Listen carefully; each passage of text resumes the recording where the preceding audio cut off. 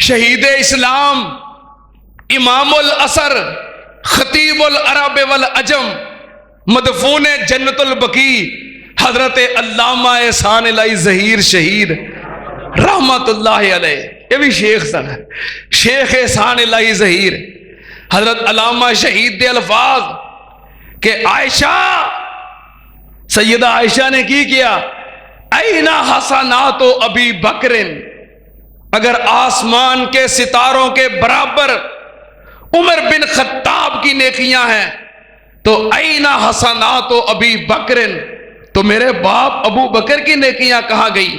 فرمایا عائشہ بات صدیق کی نیکیوں کی کرتی ہو اور پیمانہ آسمان کے ستاروں کو بناتی ہو، نہیں، ابو بکر صدیق کی نیکیاں آسمان کے ستاروں کے برابر نہیں، آسمان کے ستاروں کے برابر عمر بن خطاب کی نیکیاں ہیں، اور عمر بن خطاب کی ساری زندگی کی نیکیاں ابو بکر صدیق کی غار میں گزارنے والی ایک رات کے برابر ہے.